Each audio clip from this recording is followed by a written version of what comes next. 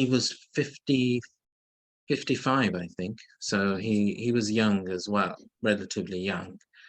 And I had found his body. He was living in his own house. And we didn't hear from him for a couple of days. So I just went. And he had already just left the body in his sleep. He was just in his bed. So, and I remember talking with one BK sister at the time, and she was saying that she felt that there are a lot of souls who have done incognito charitable work. You know, it's non-showy work. And at that time, you see, at the end, they sort of go without realizing they've even gone. And you get this series of Murlis where, okay, Brahma Baba is a different case, of course, a great yogi going in a karmatic stage. Okay, that's a bit different. But the principle, I think, is the same. And 98 was that uncle leaving the body. 97, one of our senior daddies left. And Baba said in the message that she also was quite healthy, suddenly just had heart failure. And Baba said she didn't even realize she's left the body.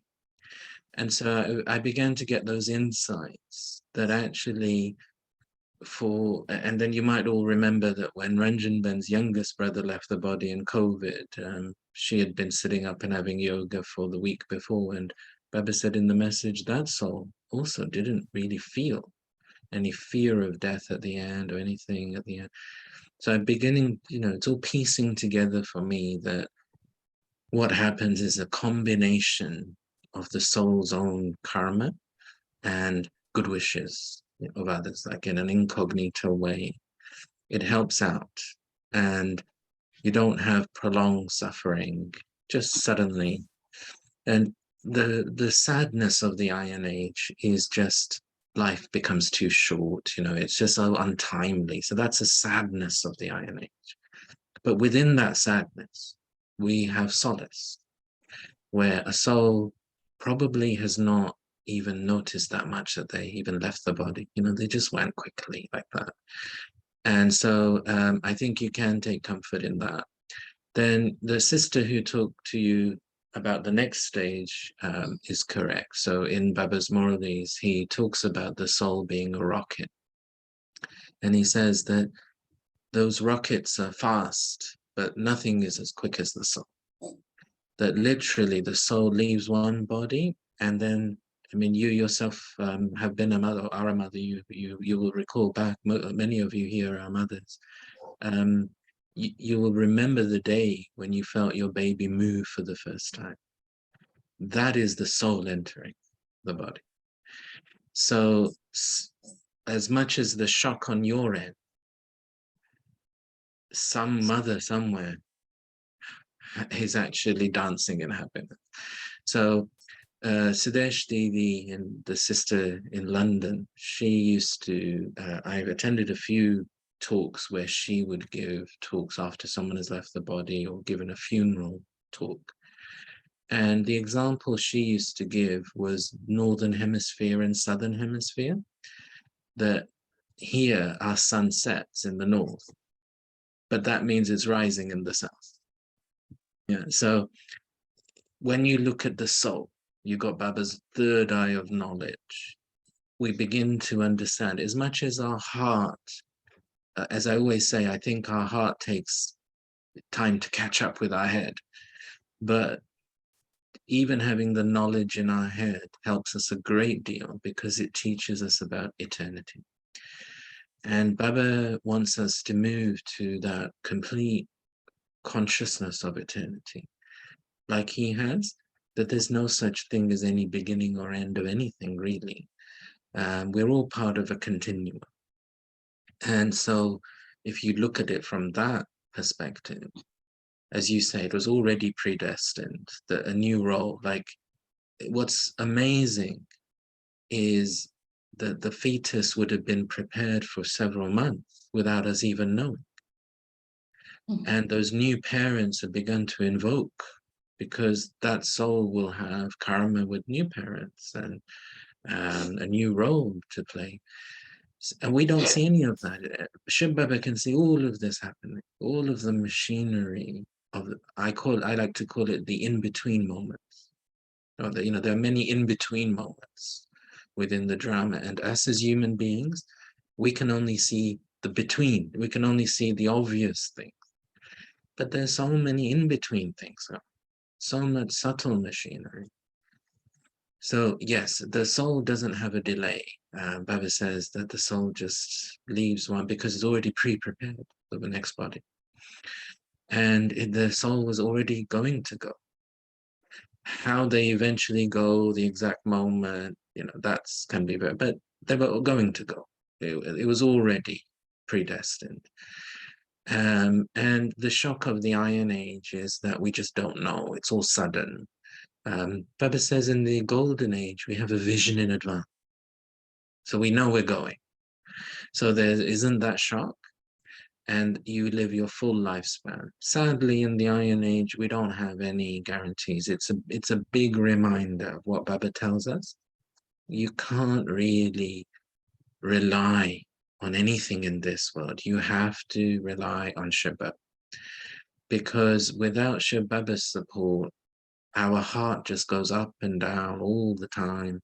We just cannot. We know what it's been like to be a human being. We've been a human being for centuries, and we just take sorrows with us.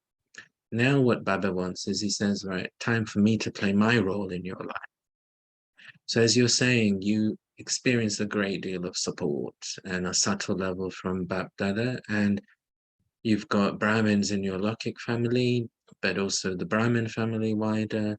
So there's a very subtle role that we all must play for each other, which is of subtle support.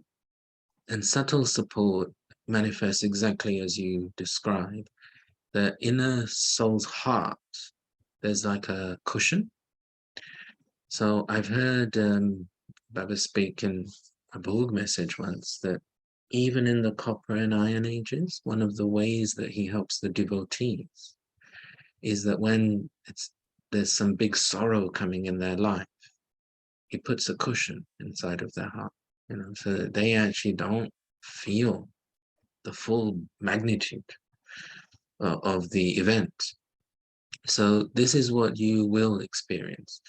What I would advise, though, is you got to also just give yourself time, because I've arranged, spoken at, done many things with many members of family after they pass. And what you get is stages. So initially, everyone's thoughts are with you. Then after a few weeks, people have moved on with their life, and you're left. See, death is the absence.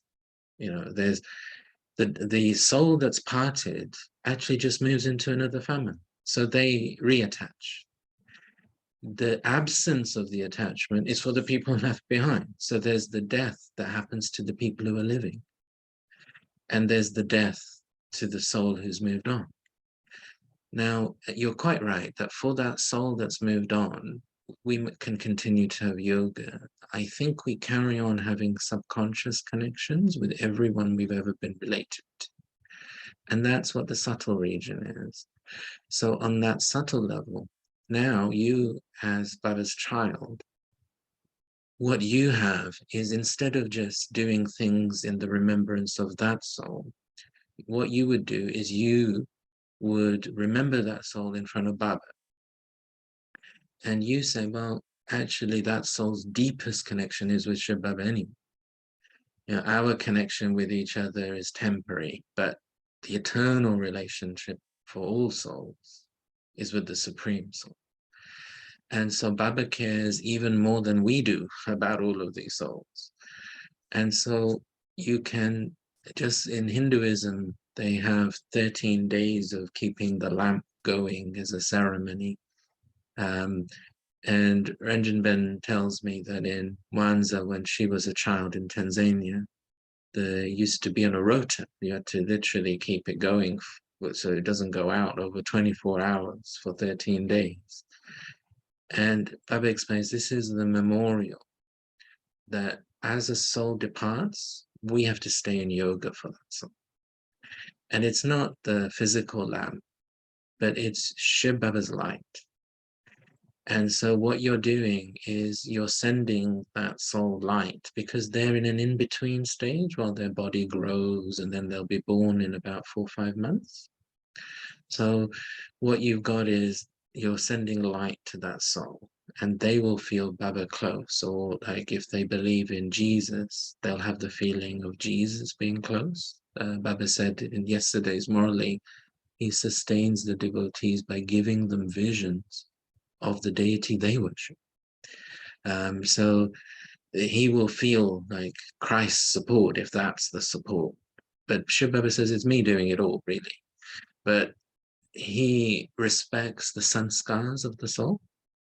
So that soul will feel closer. So many people say that they had a near-death experience, and it was like going into a light. It was like going into, they felt God welcoming them. Many people say this sort of thing. So this is the good wishes of souls reaching. It's Shiv Baba's light reaching souls. So you carry on with that.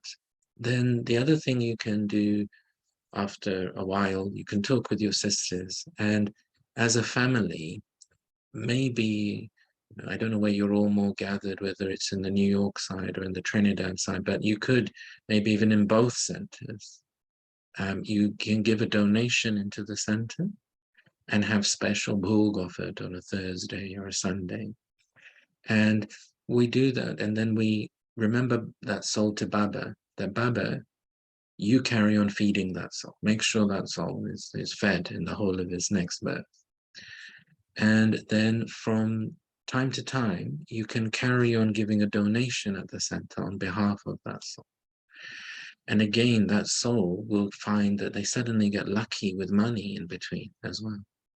So the karma carries on reaching that soul, and you can now do it directly with Shiv Baba rather than indirectly through Bhakti. So the soul will get even more help. So in this way, you can always carry on supporting departed souls. And then for yourself, again, I think there'll be the next chapter will be after everyone moves on, and you have to deal with an absence.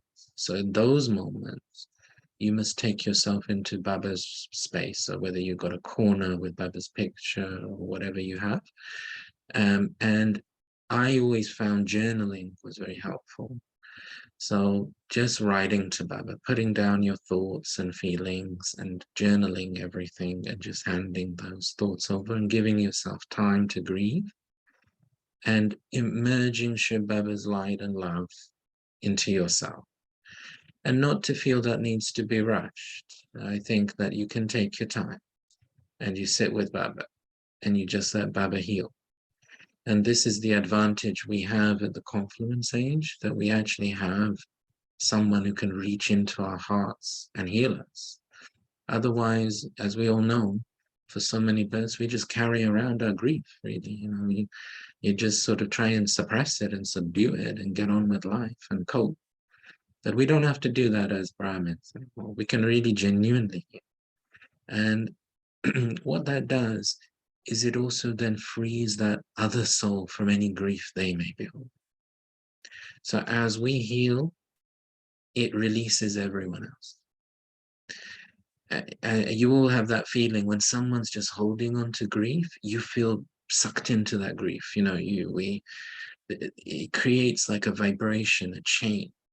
So what Baba wants us to do is to free ourselves, heal ourselves, because as the ancestor souls for the human family, it then sends a message out through all souls: let go, move on. Let's have some fresh start. Because you see, there's sayings even in literature that a person died on such a date, but actually they were dead for many years. And this is like the sadness of the Iron Age, because people, they've already died when someone else has died.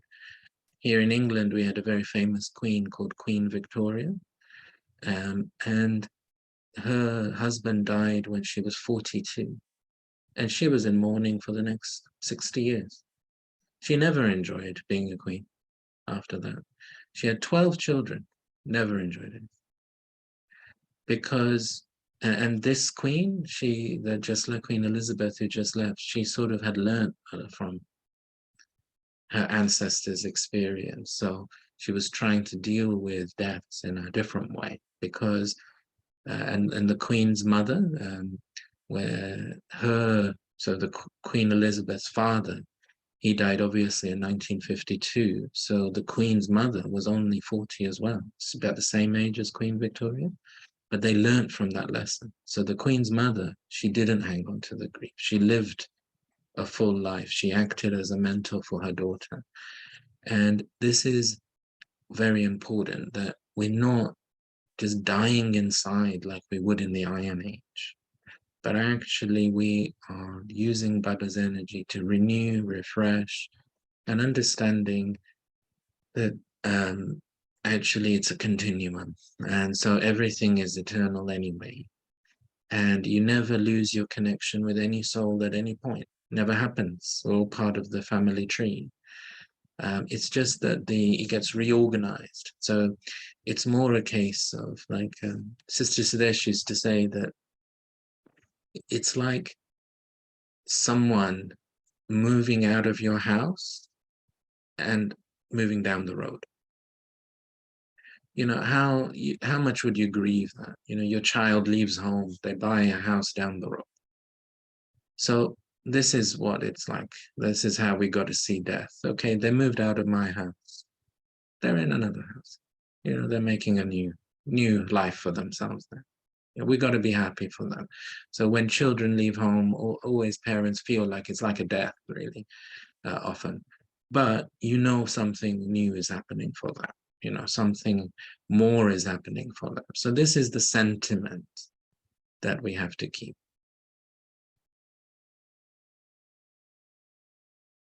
Thank you, brother. But we'll carry on sending our vibrations to you as well. Thank you, Om Shanti. Om Shanti. So good to see you all. Om Shanti, good morning. Would anyone like to come in with any thoughts and any reflections on the Morales recently? I recorded the translations for the Borg messages this morning, so that left me with a couple of ideas. But before I go into those, let me hear from any of you.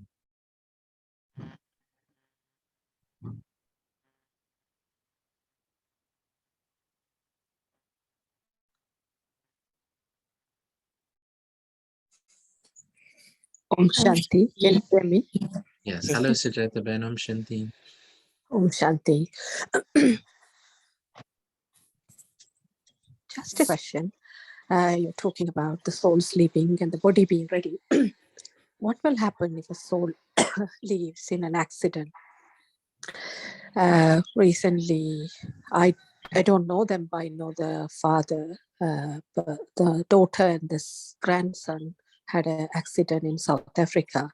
On the spot, the grandson left the body and the mother, a couple of days later, left the body.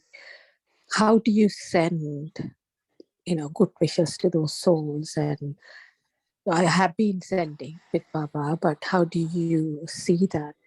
How do you send the good wishes? They're quite young souls. Yeah, no, it's very shocking. It's very sad. I think those situations become even more sad. But actually, the new bodies were already prepared as well. So that accident was like, this is what I was meaning, that the actual time and form of death, we're not sure, like that, not sure about that. But those bodies were being prepared. Those souls were going to go. How they went, when they went. So it was, I reckon, some of the older BKs here, you'll remember, I reckon it was 1994, 95. There was a Madhuban Nivasi, his name was Brother Praful. And I think he was about 25 years old, something like that. And he was serving in the Madhuban bookshop. And he was on his motorbike And I'm sure most of you have visited India, and the roads are terrible. I mean, it's just totally treacherous. So sadly, in Mount Abu's village, he was turning a corner and a large truck hit his bike. And, you know, you can imagine a motorcycle hitting a truck. And so he left, so the Madhaba Nivasis, and many of them had run there to go and try and help on the scene. And then he left the body. And it was a really big shock for the other brothers in Madhaba, because, you know, you're living with someone, you're there in Madhuban, you sort of got also an additional feeling of protection because you're in Madhuban. And I can recall the scene, although I don't remember the date specifically. I don't know, Ranjan's just walked in the room. Do you remember when Prafulbhai left the body? When the truck hit him? Do you remember the date? I think it's about 94 or 95. Did you remember the exact date? So if you remember when they were taking water, that earthquake. I'll have to look it up. It was, let's say, it was somewhere around about November 94. So what you had was there was an atmosphere of questions going through people's minds in Madhuban, even though they got knowledge, even though they're in Madhuban. They, you know, why did Baba not intervene? Why did it? So there was lots of questions like this. And Dada Nirvair is the manager there of Madhuban, and particularly supports the brothers there. So they had taken their questions to him. Daddy Prakashmani was there at the time.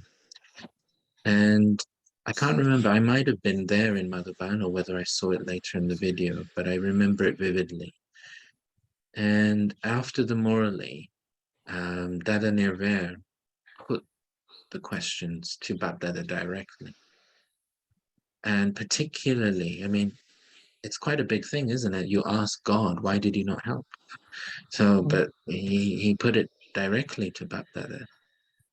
And I can remember even Baba's face, you know, just Baba being very stoical, understanding, sympathetic, but very, very powerful, very, very knowledgeful. And Baba's answer was that it was that time for that soul to go. And that soul had a karmic account with that driver of that truck and with that particular land where he left the body. And so Baba said that no one can alter the date of death. God, and then he paused and he said, God cannot even alter the date of death.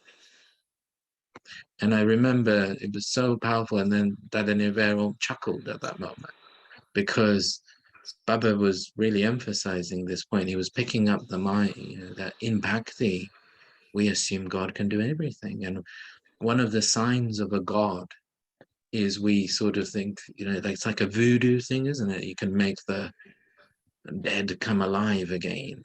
And we assume that this is one of God, this is what makes a God.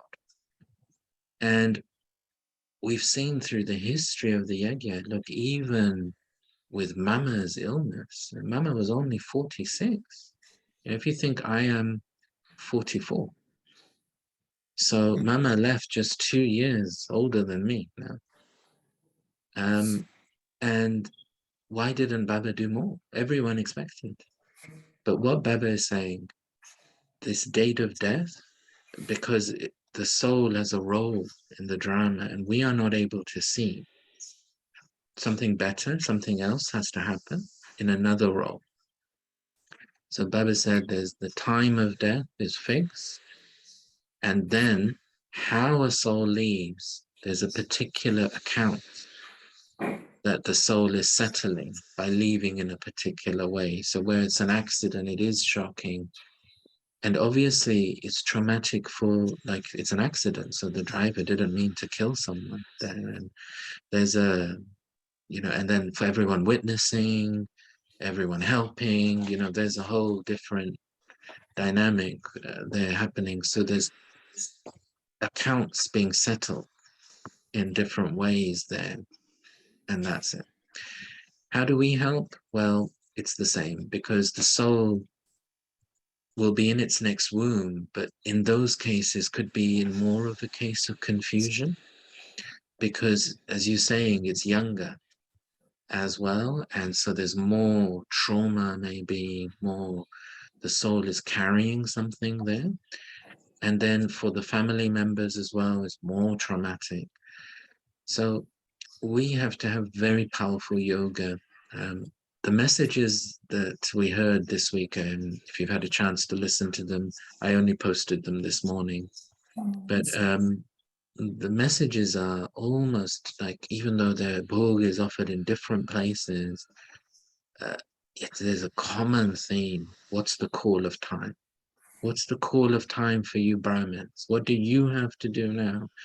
And this whole week has been in the morally, yoga. I mean, it's just been morally after morally, yoga.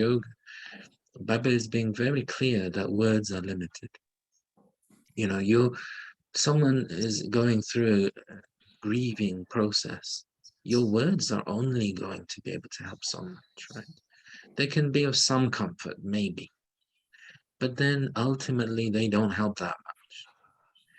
And souls need a lot of healing, and Baba's comments to us have been, your level of yoga is not keeping up with the level of need. That's Baba's main point. That you can say, well, you know, look, my child is improving, I'm getting up at Amrita. But the way Baba looks at it is, the demand is greater. Are you matching that demand? That's how Baba is looking at this. And the answer is no. That's the answer. The way Baba is looking at it is that him, Baba, and some souls have reached a level of yoga where they're not wasting any thoughts, they're not wasting any breath, not wasting any time. So there are a few souls in the Brahmin family who've developed constant yoga, and the rest of us, Baba saying, it's not consistent enough. You got good days, you got bad days, you got good moments, you got bad moments. It's not going to be enough. You'll just about be sustaining yourself, never mind everyone else. So this is the message, that what Baba is saying is, for these souls, you know, you've described one example. Every second, something must be happening somewhere, right? There must be so many souls leaving every second. And then other traumas where it's not a death, but other traumas going on every second. And Baba's saying, you are actually the deity souls for these souls. They are worshipping you. They are calling out to you. They're calling out to the angels. They're calling out to the deities. Now, your stock from the last cycle has run out. And this is why in the Iron Age, devotees are getting more and more dissatisfied, because the stock of the previous cycle ran out. They carry on worshipping. They're getting less and less and less. Now is the point of refilling. So you got to have yoga, not just for yourself, but you got to have yoga for everyone else. One thing I noted in yesterday's Morally was this concept that Baba spoke about, that you've got to become karmati, and then you can serve. And you see, this Baba was introducing the family to this concept then in the 1960s, that at that time they had thought that karmatit means you just go back to the soul. And, you know, that's it. Everyone's just going to go home with Baba. That's it. And no one was expecting there'd be all of this longer process. And, you know, even Brahma Baba would be in the subtle region for so long. But Baba was beginning to introduce that actually you become karmatit, you're then able to serve even better. So this is what Baba is saying. He's saying even with these daddies, even if they've gone into another body to play a role down here, because they're karmathi, part of their mind can carry on serving. Because the stock they've accumulated carries on benefiting other souls. So subconsciously, they've got no accounts and they've accumulated a huge stock. So that carries on reaching, the vibrations carry on spreading from their subconscious mind. And this is what Baba needs us to do. Well, he needs us to clear our karma. In the meantime, we got to have sufficient yoga to sustain ourselves each day and also pump out vibrations. We have to become lighthouses and might houses for all souls. The reason that Brahma Baba's memorial was made as the Tower of Peace was because the daddies and the dadas experienced him walking like this. So if you look at the Tower of Peace, it's the foundation is wide and white with Baba's knowledge written. Then you've got a narrower pillar, Tower of Peace, Tower of Knowledge, Tower of Purity, Tower of Might. And then you've got Shiv Baba at the top. So that was Shiv Baba sitting on Brahma Baba's forehead, so at the top. And the white is like the body of Brahma. That their experience was that he was walking around like a tower of silence. You know, it was not, they couldn't even tell whether Shiv Baba was in him or not in him, because his yoga was so powerful. It was as if Shiv Baba was always there. It's only because Shiv Baba says in the Murli, no, I'm not always there. I just come to speak the Murli and go. But when they met Brahma Baba, they felt like some of you met Daddy Gulzar, you know, you felt Bab Dada is there. And that's the power of their yoga. They became lighthouses.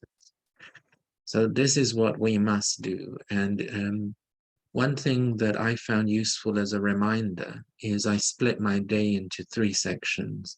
So my morning time up until about 12 o'clock is yoga for me and my circumstances and like, you know, my day-to-day obstacle, day-to-day situations, making sure they're all successful, removing obstacles, dealing with karmic accounts. Then the afternoon, 12 until 5:30, I keep reminding myself, carry on having yoga for all the Brahmins, because we have a responsibility to help each other at all times. And so many Brahmins have helped me get this far. My responsibility, especially towards younger Brahmins, help them, particularly Brahmins going through struggles one way or another, settling karmic accounts.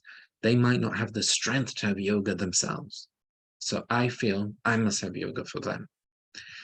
Then 5:30 onwards, all the souls of the world, all my brother souls, because like this week, I did break from this schedule because on Tuesday, I read a piece on the BBC News website on Haiti. And I have a student who is working in the finance ministry in Haiti. And she's had to write in for an extension. And she didn't have internet for a while and things. And Haiti is a very sad case. And I read this piece from this journalist, which was very enlightening for me. And Haiti is basically, the government is completely broken down and it's being run by 200 gangs. And they just march in. Like, there's no civil government. It's just, it's basically hell on earth. You know, it's just an awful situation.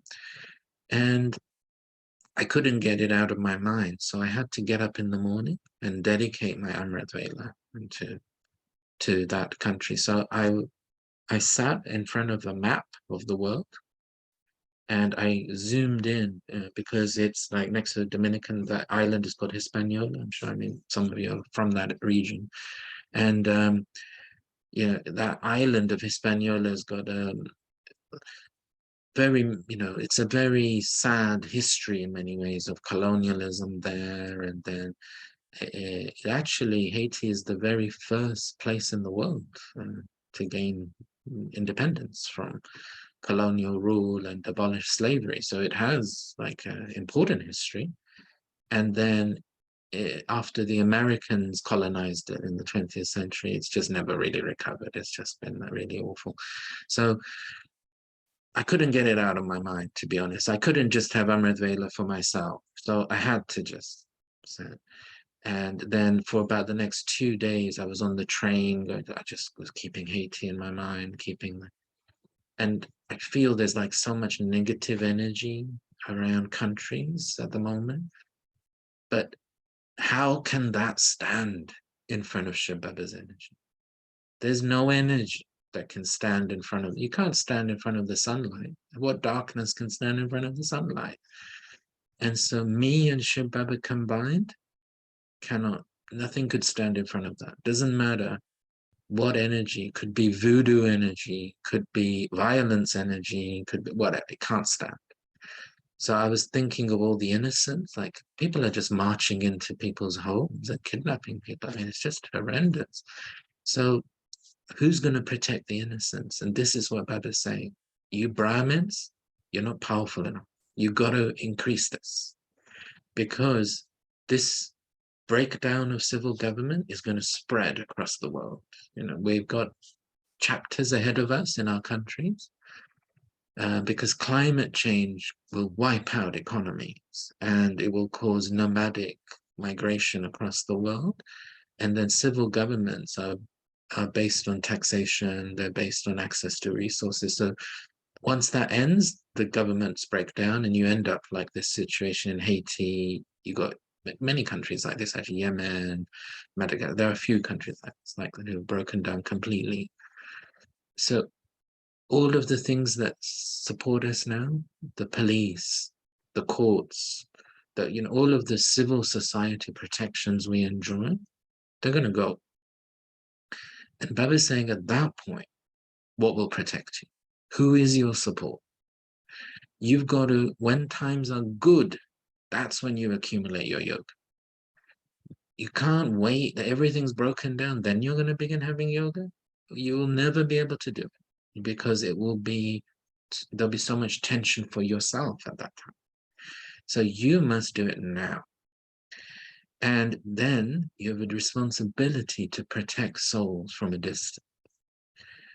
Brother Surya in Madhaban, for years, he's been saying that the time will come when every Brahmin must create a shield of yoga that's 100 kilometers long and wide. And anyone who comes within 100 kilometers of a BK should be safe. He's been talking about that for you. This is the level of yoga that Baba's going to expect from you. And he's saying that people will run to be in your shield, to be in your aura. And there are stories in Hinduism of the early rishis of the Copper Age. These are the first Hindus, the people who wrote the Vedas and the scriptures. And they lived in the forests, and they were still able to give the virgin births early on in the Copper Age when the deities had lost. They had this yoga power of their own bhakti. And the stories are of their forest ashram being like this canopy of haven, like an aura around it. So if you enter the forest where there's a rishi, you immediately became peaceful. You knew you were in the canopy of a rishi, of a great rishi. And if you think about the different religions where they talk about meeting their founder, like the early people who met the Buddha or people who met Christ, and this is what they talk about, and the impact of their energy. And so this is how we got to serve all souls. And also so many souls have multiple trauma. So I wonder if anyone else wants to add to that or come in with anything else. Ranjit Ben as well, if you want to add in. Om Shanti, brother. I too read the article about Haiti and had a similar reaction, and it's not that far from Jamaica where I'm at. And I too had the thought of thinking about and meditating and putting in Baba's light those souls, because the imagery was just so strong. And I was thinking of if and or when it happens here, you know, how prepared am I in terms of my yoga strength? And it's interesting that that whole question of yoga strength has been coming in, and recently my sister Lily sent me something where I don't know where it came from, but it was BK source, and it was talking about how we need to test our strength of yoga, not in silent corners, but where things are happening in real life, challenging environments. So rather than running away from them, am I able to meditate, to be with Baba when there's noise? It may not be violence, but it's noisy, there's lots of distractions. And it made me look at my own stage. To what extent am I able to meditate when there are challenges around me? And the thing that struck me was, in this churning piece, the individual was saying, at the end, you know, as you were saying, it's our final thoughts lead to our destination. But at the end, all the vices come to you at that moment, and all of nature comes to you at that moment and challenge you. And it was an eye-opener. I hadn't considered that all of those things would come at once. That was a real eye-opener. And it kind of reminded me of that chapter in the Bible. What's it called? Is it Revelations? Where, you know, it talks. So it was very vivid, and it really was like a wake-up call for me to really see the importance of being with Baba all the time, being in yoga all the time. Yeah, thanks. We're in this period where we're preparing for the month of January, and tomorrow I'm going to post up the Borg messages that Daddy Gulzar brought after Brahma Baba left, and that will give even more insight. And Brahma Baba describes in one of those messages that there was a battle of yoga for 15 minutes in his final moment. Because what you're saying about nature testing, that can be in the form of physical ailments of the body, because the 5 elements comprise the body. And so we know that Brahma Baba was on a physical level having a heart attack, and he's describing how the pain in the body was so severe it was pulling his mind, and it was like the final moments of all the karmic accounts coming together in full force at that moment. But his fire of yoga was equally powerful. And so he described it like a tug of war. You'll hear it directly in the message in his own words. But he was saying that after 10 minutes, the side of the karmic accounts subsided. And all that was left was that powerful fire of passion for Shiv Baba. And that yoga, that was all that was left. And that was that final karmati stage where there was nothing left other than Shiv Baba's remembrance. Nothing could pull. He had conquered everything. Not the elements, not the vices. And Shiv Baba talks later about how, if you think he had the yajna to think about, the Brahmins to think about, nothing pulled him. It was just Shiv Baba, and he just left at that moment. And Shiv Baba had told him 4 days previously, it's time to come to the Sattva. It told him around the 14th of January. And so Daddy Prakash Mani was visiting with a group, and that group left on the 16th of January. And she was going back with the group to Mumbai, and he just asked her to stay. So because Shiv Baba told him in advance, so he then took her and around all the departments, and for 2 days, and she just was walking around with him going, okay, but wondering why he's taking, like, she wasn't sure what was going on. She was just walking around with Baba, and he was explaining, well, this is the grain store, this is where, and he'd go, okay, well, and she's just walking around all the departments, and then not knowing 2 days later, actually he's handing over to him. And you see, this is that it's a very personal, insightful set of messages of the, as you're describing, the final moment. So I think you'll enjoy listening to that. And you're right, it's a big reminder, because when I listen to that, I think Brahma Baba's yoga was so powerful, and still it took him a 10-minute tug of war. I mean, I would be worried that Maya will pull one end and I'll just go flying. That other end, my yoga will just finish off. Because if it was a struggle for him, then that means we're going to have a lot of yoga. But what I do admire are the Brahmins who are very good yogis and live in the world. You know, we've got Brahmins, social workers and doctors, and I mean, police officers, really tough jobs. I did once a very, very tough job as a housing project manager. And, you know, I had so much help from Baba throughout that, but I wouldn't do it again. You know, it's like, it's just too much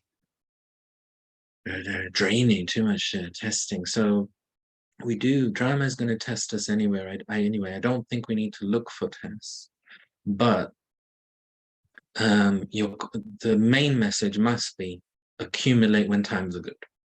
That's the main message. And there's that morally where there's the 5 vices and the 5 elements. Do you remember the date of that one? It's the message. And there's a morally from about 1975. Do you remember it? We can look for it. That's what Julia Ben is referring to, that someone wrote an article where It says you change, you know, like ego into. there is that one. Yeah, there's that one as well. So do you want to have a look, and maybe we could read it next week? Find that Next week, yeah. So Juliet Ben, we'll try and find the morally of that one and read it next week. Yeah. That's why Baba is working so hard, and since the COVID and this tapasya, that's why all the messages in the beginning, you know, were that have such tapasya. This is the opportunity he is given through all this technology.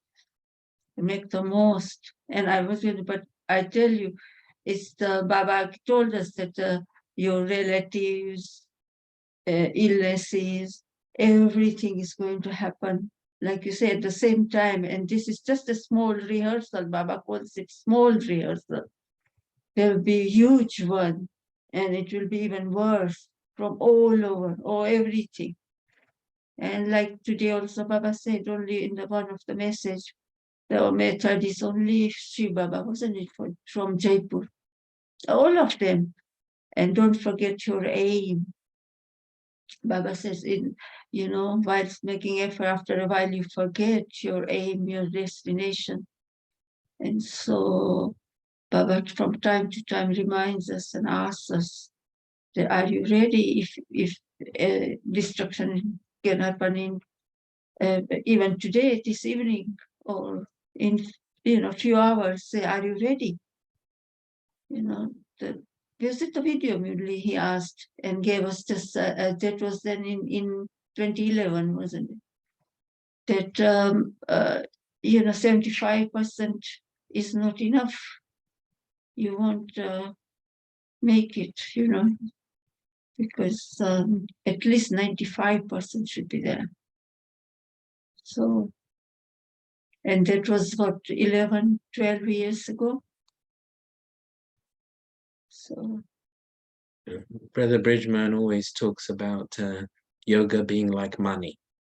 You got to accumulate money when you can. And surprises come. Your resilience is based on your savings, isn't it? Because surprises are going to come. And everything is more expensive than you thought it was going to be when you actually have to do it. So this is what yoga is like, just 70, you think, okay, 75%, I'm doing all right, and it just won't be enough. You always need more money than you think you're going to need. So same with yoga, you got to accumulate it. And Sister Jenti used to share that what she does in the last 5 minutes of Amrit Vela every morning is she visualizes her schedule of that day, whoever she's going to meet, wherever she's going to go. And for 5 minutes, she sends Baba's light to those places and people in advance. And she prepares the ground. So it's not just about being reactive with yoga. But if you've got a situation coming up, you might be having to go to a funeral, you might be having to deal with family members, conflicts, work conflict, many things can happen. But part of the art of yoga is removing the obstacle before it comes. And one sister said to me this week that they were concerned that there'd be these situations coming up. And actually when they went, everything was peaceful because they prepared in advance. I know they had prepared the ground in advance. So this is one of the purposes of yoga, that you don't have to deal with the obstacles because you remove them in advance. And so, or you reduce them greatly in advance. And so then you're pleasantly surprised that, oh, you thought this person was going to be confrontational, actually. They were okay, and it worked out okay. And so that's all the power of yoga. Would anyone else like to come in? Shanti, Shanti. Baji. The aspect of that yoga power being powerful at the final moment, I was getting this feeling about an earthquake. I don't know, it just keeps coming into my mind. And I think it was yesterday, Baba said if he had to tell us there's an earthquake coming, then that wouldn't be, accurate. So it's like when you just have to be prepared, the lesson of suddenly. And when you were talking about Baba taking Daddy around and touring and showing her what is what and all that, even then, he didn't reveal to anyone. It was like they had to experience when the 18th come, that's the day that he's going to leave. So it's just a lesson for all of us to learn something from, how to build our stage, and be ready, be ever ready. Om Shanti. Yes, I think that whole narrative is interesting, isn't it? What does Baba do? He's walking us, so get to know Baba. What does Baba do? When does he do what? And it's like he doesn't tell you these things in advance. He's not a forecaster in that way. Yeah, not the details anyway. But it's this preparedness means the unforeseen. That's what preparedness is. And he says, ultimately, you're part of an army. You've got to approach this like a military person. And it just isn't good enough to say, well, I didn't know in advance, that's why I wasn't ready. You're expecting that soldier to be ever ready. I mean, it's just an expectation. Firefighters, for example, they might not have anything to do the whole day, and then suddenly, they got to be ever ready. You got to be. It's no good if at that moment you're not ready. There's no such thing as planning.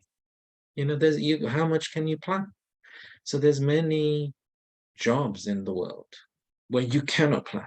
You have to be ever ready. And Baba's saying that's the sort of approach you got to take with your yoga power. You got to be ready. Thank you.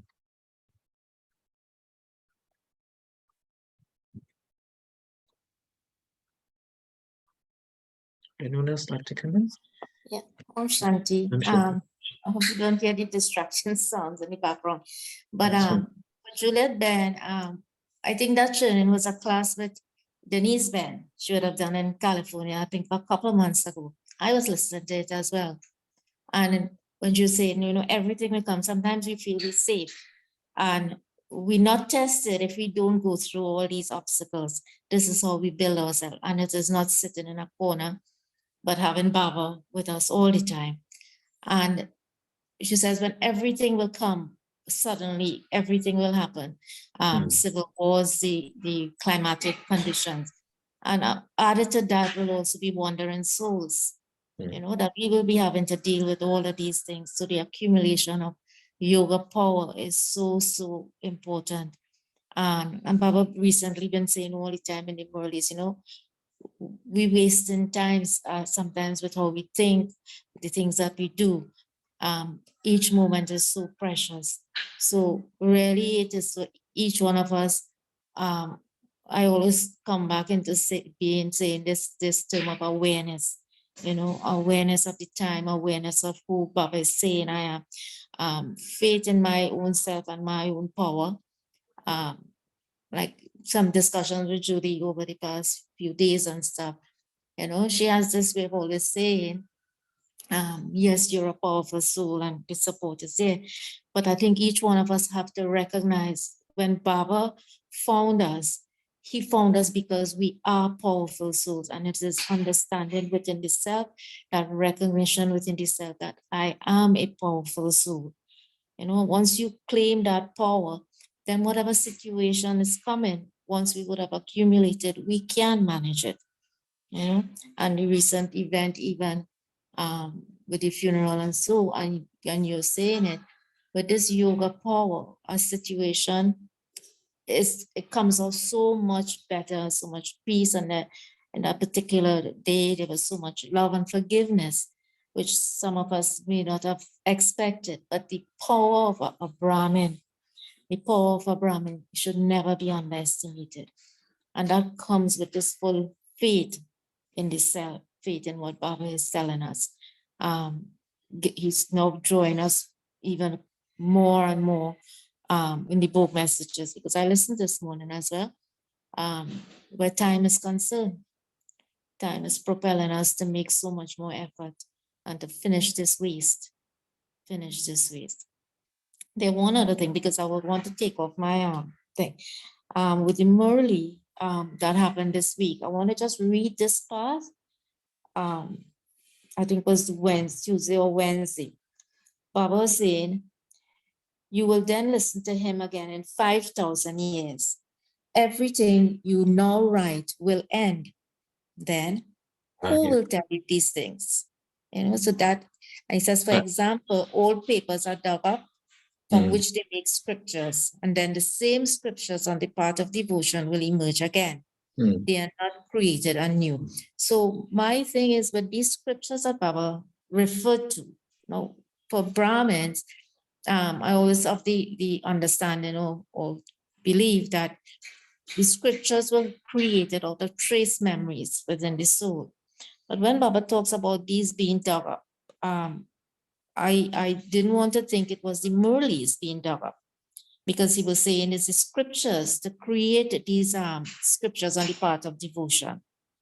So I don't know if you can clarify and understand. Yeah. Okay. Yeah. I know exactly. Yeah. The point. As soon as you began reading, I knew the point.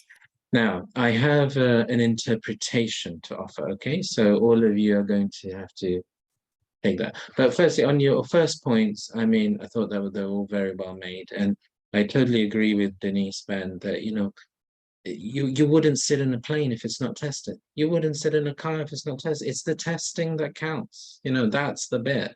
That's the most important bit. It's not the concept. It's the testing. So, you know, we should never, ever feel that we want to avoid the tests. You know, it's the tests that make us. That's the most important bit. Then with this point, okay, let me share with you my interpretation of this, and then maybe Ranjan Ben's also got some thoughts on it.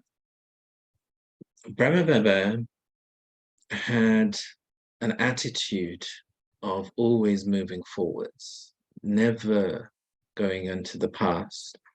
And he had this narrative and attitude of rejecting Bhakti. So you hear this sort of tone in the Muralis as well. So he was very much, you see, he used to carry around before Shiv Baba a small Gita around his locket and read the scriptures everywhere. So scripture was so important, they're so holy. He used to have a temple in his home, and his idol was so. And you hear in the Murlis, Baba talks about it playing with dolls. It's like a complete. And we had a Murli in the last week or so.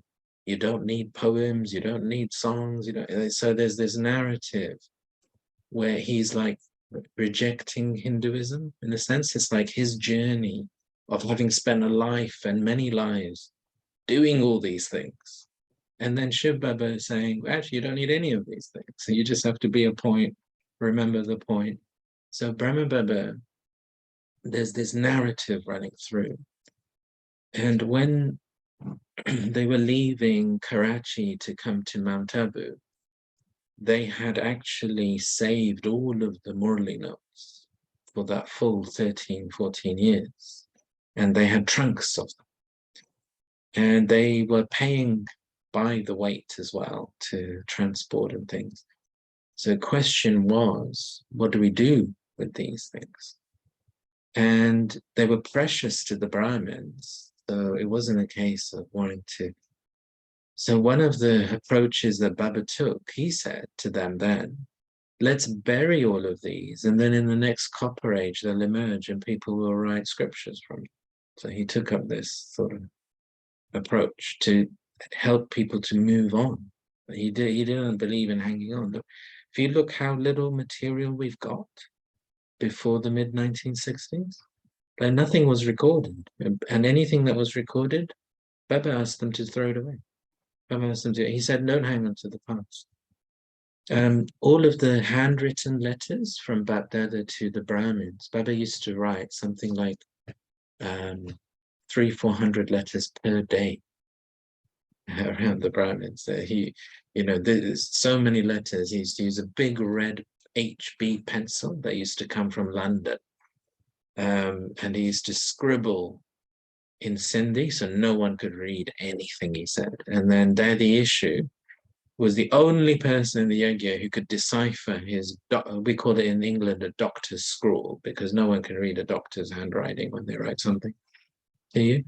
And he used to write at speed like this. And Daddy Issue used to then go over his writing so that the person reading could read actually what Baba's saying. And so all of these, you can imagine you're getting personal letters from Bapdada, how precious they are. And Daddy Janki used to say, they then got a instruction from Baba, everyone is to burn all their letters and get rid of them. And this was about 1965. So the last thing anyone wants to do is do that. So they all thought, well, how can we do? He's given a Srimat instruction. So they couldn't say no, and they didn't want to do it either.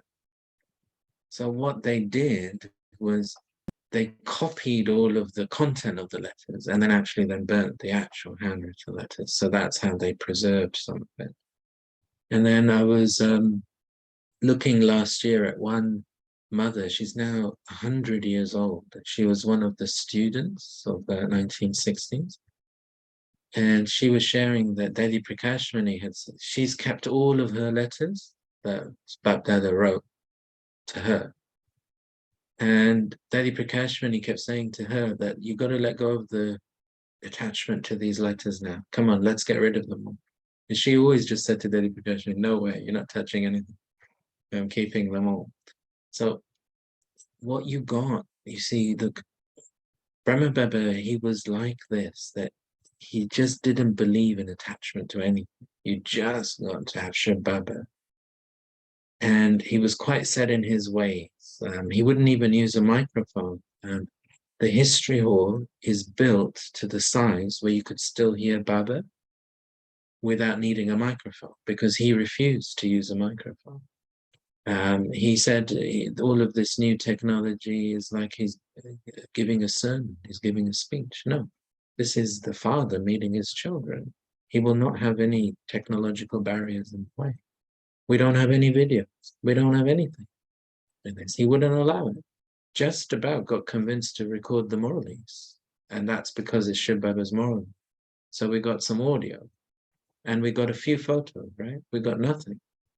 So it's understanding the atmosphere of that time of non-attachment. You're not meant to possess anything. And so my interpretation of this is this was a method Baba was using to help people let go of things. So he's saying, oh, they'll use it in the copper age. So just get this. And can you really say to devotees that people are just coming out of devotion, they're very new in knowledge, the scripture they have kept, like especially like say, there are many, you know, that Sikhism was very influential among the Sindhi community and, you know, that part of India. So in Sikhism, the scripture is the guru. It's everything, that scripture.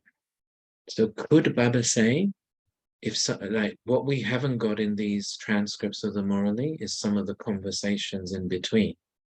So when I heard this, I wondered whether someone asked, will these scriptures be destroyed in destruction? And I don't think Baba can say, oh yes, these scriptures will all be burnt away. I think Baba took the view that it would be so hurtful for people as they're just coming newly and they've got such reverence for these scriptures. So what Baba, the way Baba might put it, would be, well, these scriptures are eternal, of course. They'll just emerge again in the Copper Age. And that was my interpretation.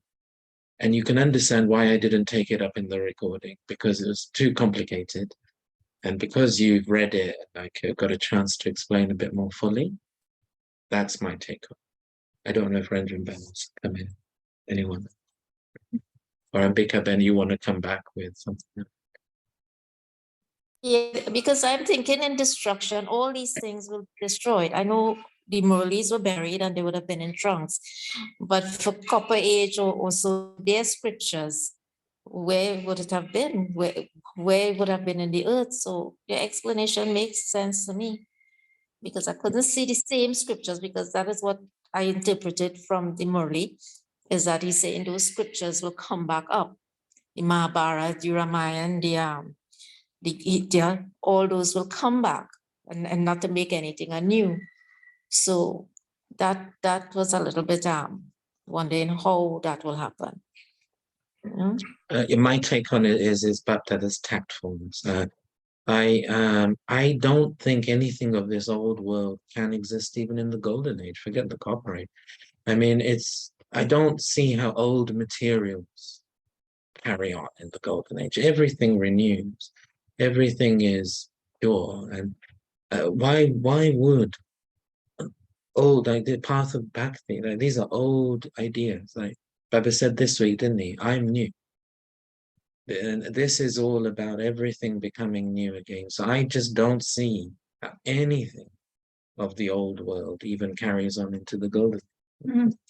Because you see, they were informed. There were some government officials who loved, because they called them Allah log, people of God. They say, we feel so safe and good, you are here.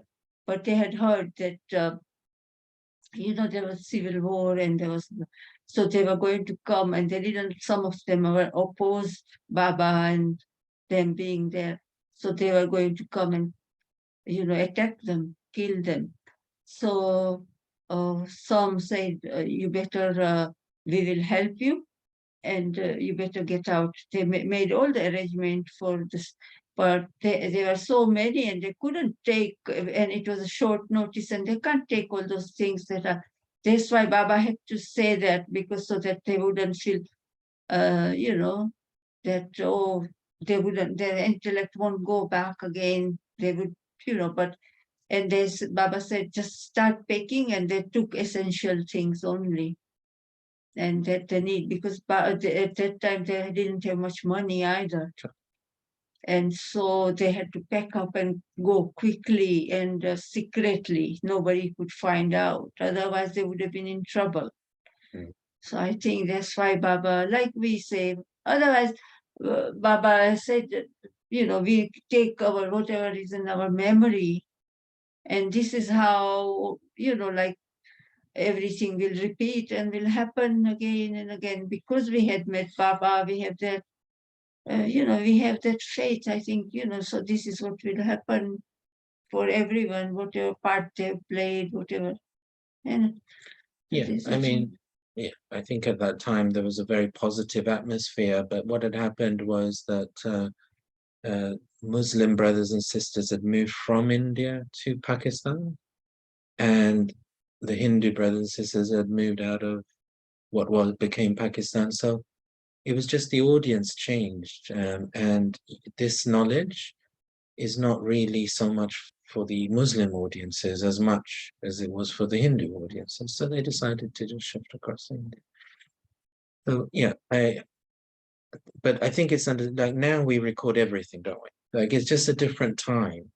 And I even look back and I think all those years with Daddy Janki, if it was me now, I'd be walking around with a camera, like, I'd record everything. I'd record everything she ever said to me, everything like, I'd record everything.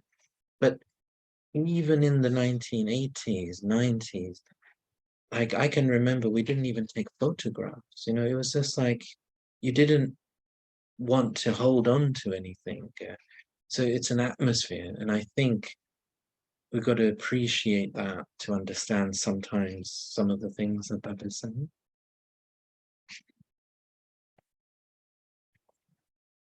Thanks for allowing me to take that up. Okay. If anyone wants to come in quickly with anything, we can. Otherwise, we should read a bit of the Morley. I don't know if we can cover all of the Morley.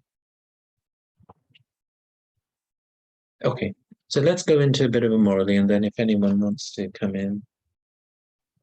Benjamin, have you got something short we could read for 15 minutes or so? We can, because, you know, Sharon Bhai said something newness, and I thought, well, we didn't exactly read the Deepavali Murli, but it just not, but all the festivals have light and cleanliness and, you know, new clothes. And so I came across this Murli of the Deepavali, but everything that Baba and the messages have said throughout the week or even the week before covers it. And so I thought it'd be, you know, before January. We can, I think it will help us to prepare. And then in January is a month of blessings, and Baba will give us lots of homework or lots of, even the Murli department are going to send lots of Avyakt Murli points to practice how to become like Bapdada, equal to Bapdada. And so I thought we read this today and prepare ourselves. So, and all the festivals come like Eid for Muslims, Hanukkah for Jewish, and then Christmas is coming. And we all do have lights and new clothes and sweet things and, you know, preparation for everything to change, to become new, to change old habits. You know, we promise ourselves. So I thought, well, this Murli will help. Okay, I hope it's okay with you all. So this is Avyakt Bapdada, and it's a Murli of 29th October 1970, 29/10/70. To celebrate Deepmala means to finish the weaknesses, defects, lack of power, and delicate nature for all time and in all their forms. Today, Bapdada is looking at the Deepmala, the rosary of lamps. This is a rosary of the lamps, isn't it? People celebrate Deepmala also known as Diwali, whereas Bap Dada is looking at the Deep Mala. Which lamps are liked the most? The lamps that are unshakable and stable. So Bap Dada was looking at all of us, the rosary of lamps. So Baba is asking which lamps are liked the most. The lamps that are unshakable and stable. Those whose oil never finishes are the ones who remain unshakable. Do you consider yourself to be such lamps? The rosary is the memorial of such lamps. Means you keep on pouring the oil of knowledge and yoga and in your journey. And so keeping your light lamp. So this is why Baba is looking at us with that vision. And also Baba said that Paramdham, Baba's home is forever fixed home. Remember that, Muli? And then Satyug, golden age, is the Baba talked about two properties. One is forever, permanent, and the other one is movable, means you invest. And so I thought this is really good as well, that Baba said that which lamps are like the most? The lamps that are unshakable and stable. Those whose oil never finishes are the ones who remain unshakable. Do you consider yourself to be such lamps? The rosary is the memorial of such lamps. Do you consider yourself to be a lamp sparkling amidst the rosary?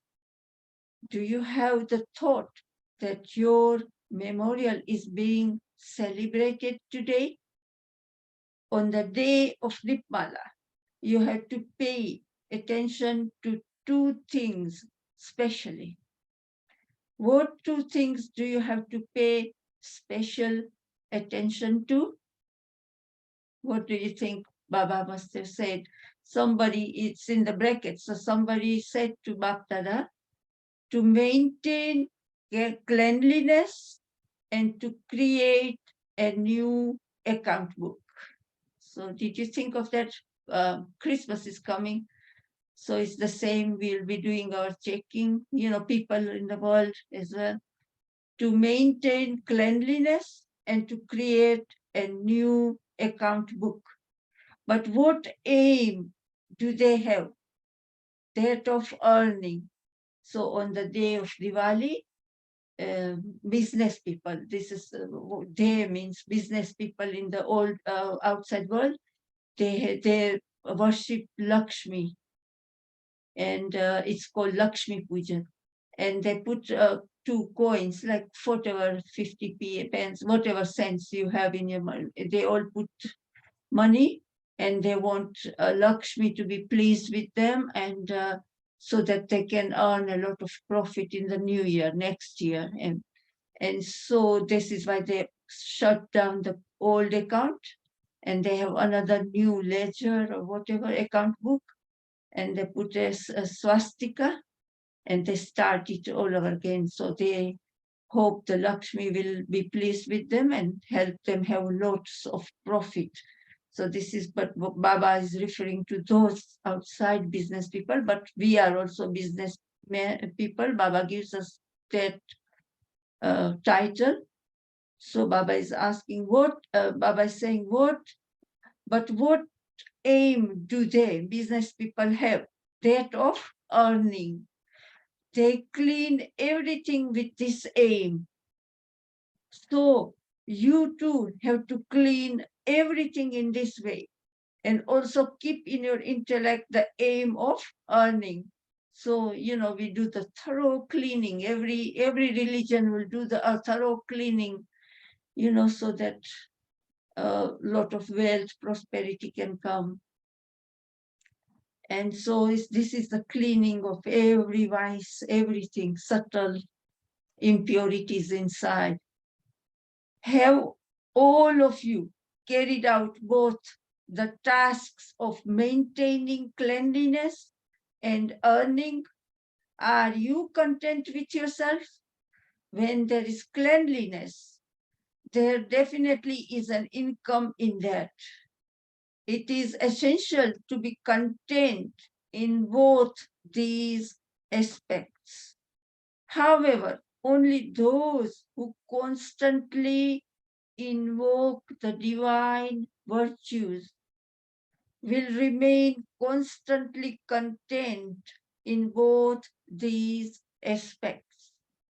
The more you invoke the divine virtues, the more the offering of the defects will be burnt. So that's only the pure thoughts. Looking at, Baba said, look at the specialities and you will become a special soul. It was 2 days ago, the slogan. And so this bringing in the divine virtues and the bad negativity will be burnt. What will happen then? You will adopt the new costume of the new sanskars. Is the soul now wearing a new costume of new sanskars? Or is it that because you have love for the old clothes, you still sometimes adopt them? You have died a living death, and you have adopted the new sanskars of the new life, of that of Brahmin life. So why do you sometimes still adopt the old clothes, the old sanskars, means that of Ravan, the impurity? Is it that you have a lot of love for the old clothes? Why should children have love for that which Baba does not have love for? Baba has questioned us. Then why do we love that which Baba does not have love for? The weaknesses, the defects, the lack of power, and the delicate nature, which still remain today, have to be finished in the old account. This is what it means to celebrate Deep Mala. Remember, Baba likes the word Deep Mala, not Diwali also. But Deep Mala has a meaning, nice meaning, rosary of lamps. And amongst that also, a shining one. Not just for a temporary period, but for all time, and to finish them in all their forms. So to underline that, finish them in all their forms. There'll be a lot of subtle forms. So this is what it means to celebrate Diwali.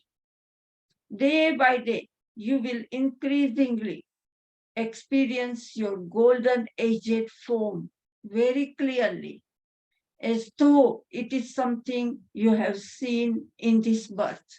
Baba they talked about the vision. That was a bit different, but it was still about vision. You know, if you haven't made enough efforts, then what will happen and what visions we will get. Diwali is also called the coronation day. What coronation did all of you celebrate today? What does one do on coronation day? Have you ever seen the ceremony of the handing over of the throne? Do you remember it? How many times would you have seen it? Countless times. Because last week Baba mentioned about the Murli. Will the silver age remember the past? Will the golden age, do you remember those lines? The golden age won't, kings, they won't remember because there was no, but they will hand over to silver age.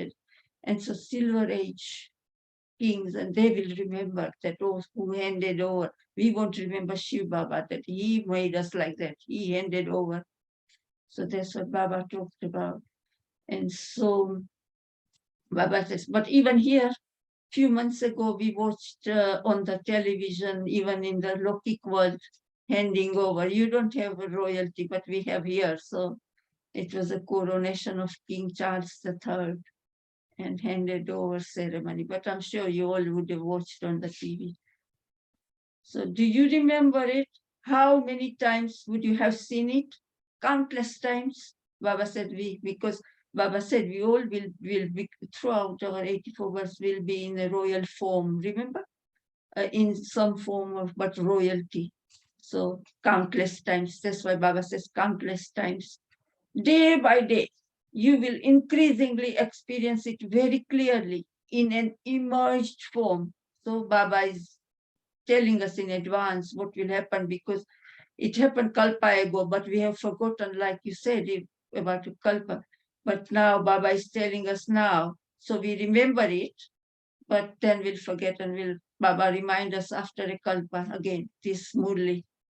Day by day, you will increasingly experience it very clearly in an emerged form, as though it is something you have seen in this birth. In the same way, you will experience the future royal sanskars that are merged in the soul, as though they are something you have only seen yesterday. So only today Baba said about the royal sanskars and royalty. And so Baba said they will emerge as though they are something you have only seen yesterday. You will experience this in a practical form. From this, you should understand that you have come close to your perfect stage and to your kingdom. You do not have those golden aged sanskars by thinking about them or by bringing them into your consciousness, but they will automatically enter your life easily and clearly. Whilst living in this world, you will see the beautiful scenes of the golden age in front of your eyes. Not only this, but the future golden aged form that you have to adopt will come in front of your eyes again and again. You now have to renounce this costume and adopt, means old costume, this body, and adopt that beautifully decorated costume. Baba often mentions that keep your angelic form and your golden aged form. Don't think of the past.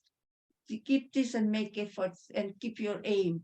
And this is what Baba is saying.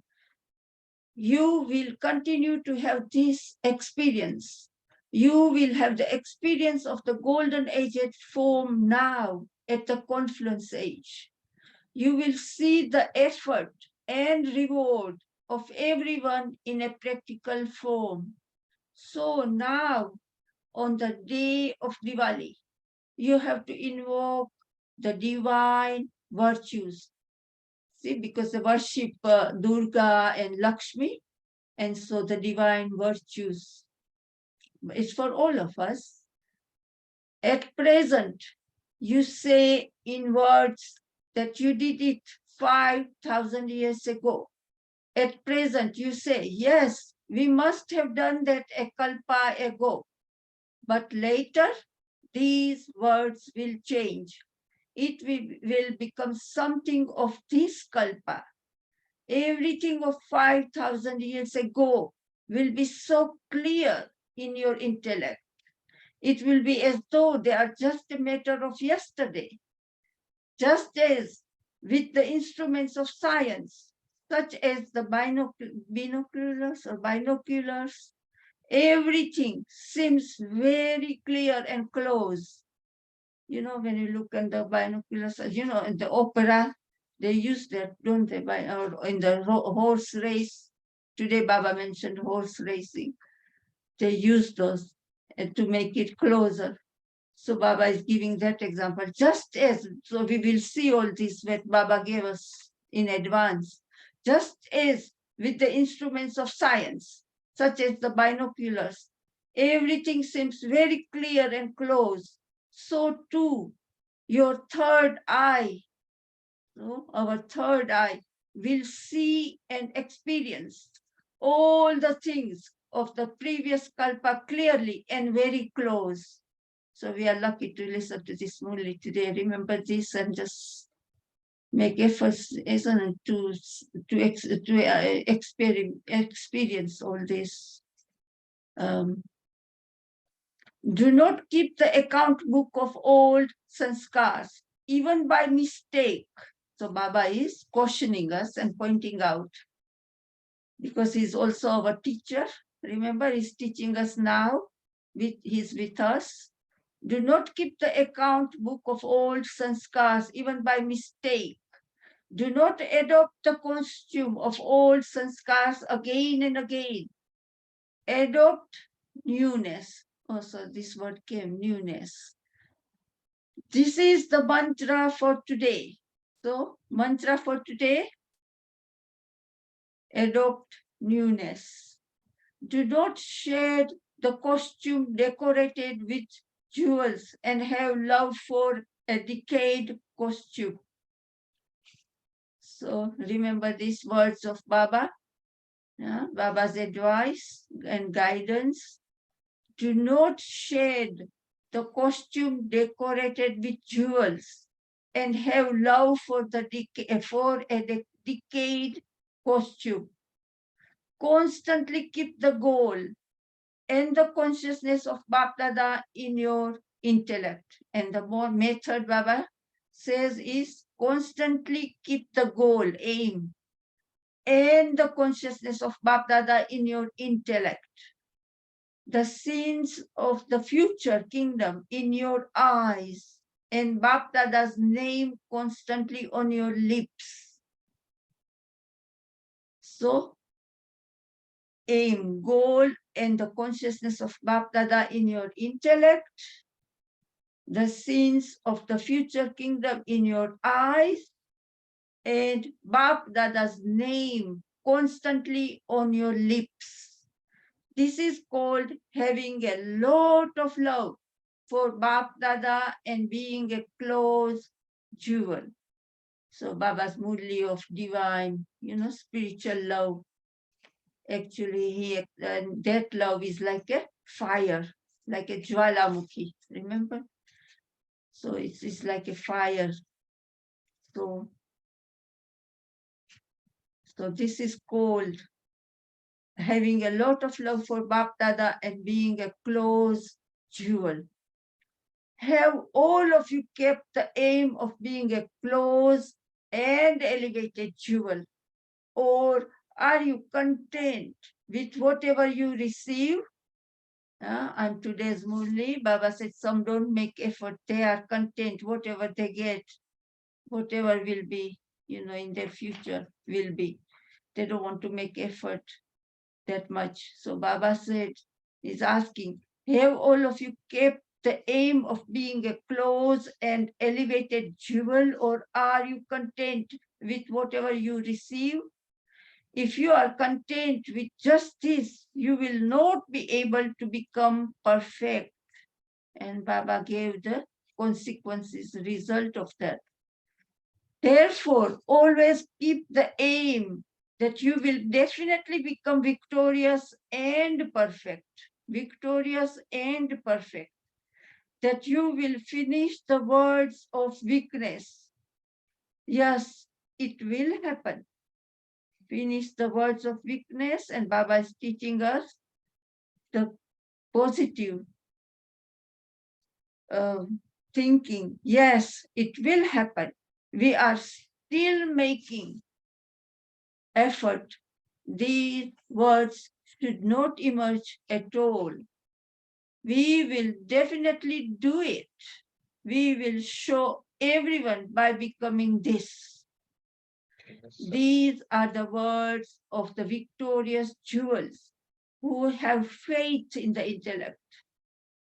Shall we stop there? Let's stop there. Just finish this Paragraph.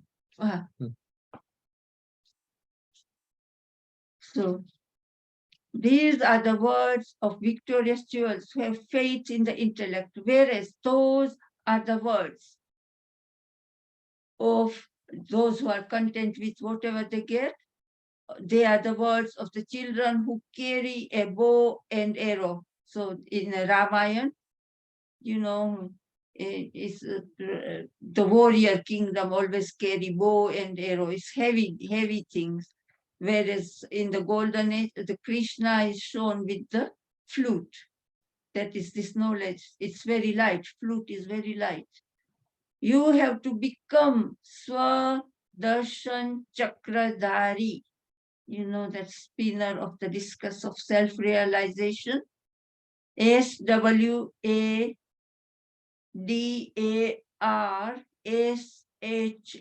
Swadarsan. So means seeing the self, you know, in the swastika. Chakra means the cycle, in the cycle. CHAKRA, and Dhari, DHARI. Dhari means the holder.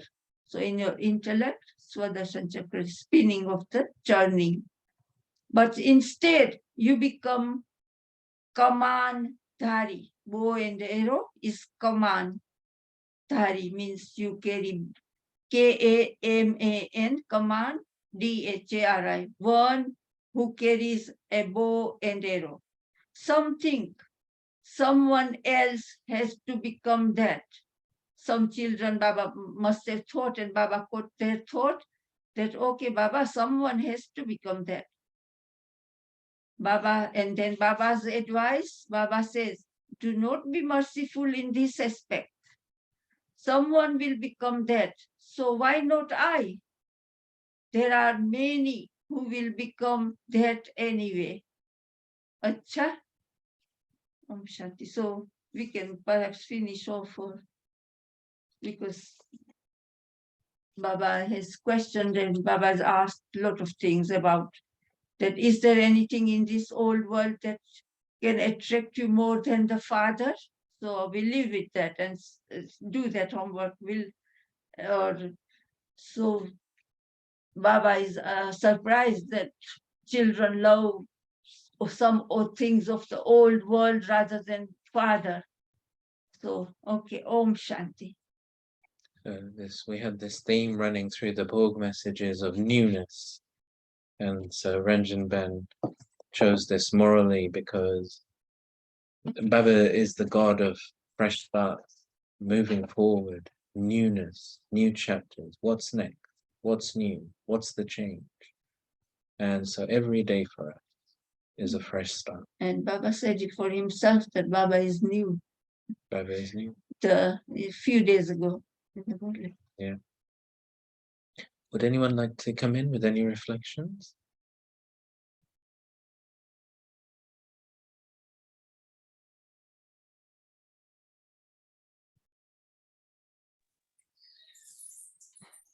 Om Shanti.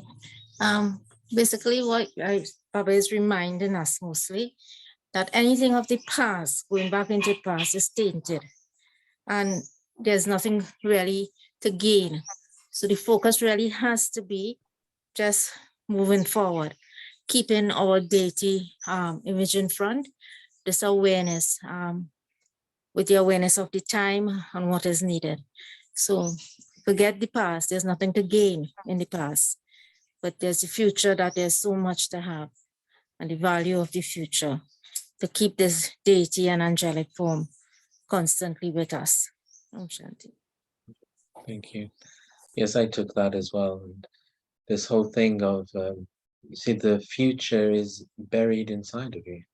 It's your original sanskars, and the sanskars of the Iron Age are on top. So when we look at ourselves, we can't see the deity. We see this human being full of all this mixture. But Baba is saying that carry on with your yoga.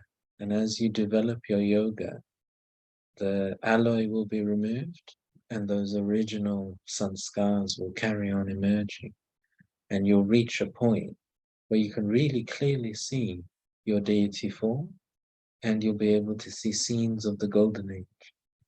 So that's what he wants us to be tempted towards as well. And then if we keep our aim and objective in front of us, that helps us to just realign our thoughts, realign our words, realign our actions, realign our feelings, that I have to become a deity, I have to become an angel. So how should I speak and think and do? Thank you. Any final thoughts from anyone? Shanti, I just have one question, brother. Sure. And I hope you don't mind me asking this. Did Baba say anything about what happens to the ashes after someone is cremated? Well, generally what Baba explains is that this body is a gift from nature. In classic Hinduism, they talk about nature as being comprised of 5 main elements. Ether or space, then air, and then you've got water, fire, and earth. And what Baba explains is that our body is comprised of these 5 elements. We've got space in between our body, whether it's in tubes and pipes and arteries and so on. Then we got air, obviously. And then we got water, obviously. We've got earth, skin and bones. And then you've got fire. Our body is 37 degrees. So it's actually a gift of these 5 elements coming together, this miracle of this human body. And when the soul leaves, whether you cremate and have ashes, whether it's a burial, whether it's some other ceremony, basically nature reclaims. Because even if it's a cremation, then fire is reclaiming, isn't it? And then usually people would take their ashes and put into a river, something like that, and so it's going back to water. So ultimately all of the elements are just they're like connected with each other, and it's only chemical bonding that changes something from a solid to liquid to gas. So all that is happening after the soul leaves the body is the body is going back to solid, liquid, or gas, going back into itself. So then all that happens is the body reforms again, doesn't it? It's just the elements reforming again and taking another life form. Thank you. And this is why really it's the soul that we concentrate on. The nature does its thing, but then we are connected with the soul. So we carry on sending the vibrations and giving the good karma to the soul. Thank you. Thank you. Thanks for the question. Any final points from anyone? Okay, so another rich discussion. Thank you all for your contributions, those of you that could be here live. And also warm greetings to those of you who watch later on through the YouTube video. And if you ever have any questions, or if anyone has any requests for Murlis or topics, feel welcome to send those across. So have a great week, everyone. Om Shanti. Om Shanti. Om Shanti. Om Shanti, everyone.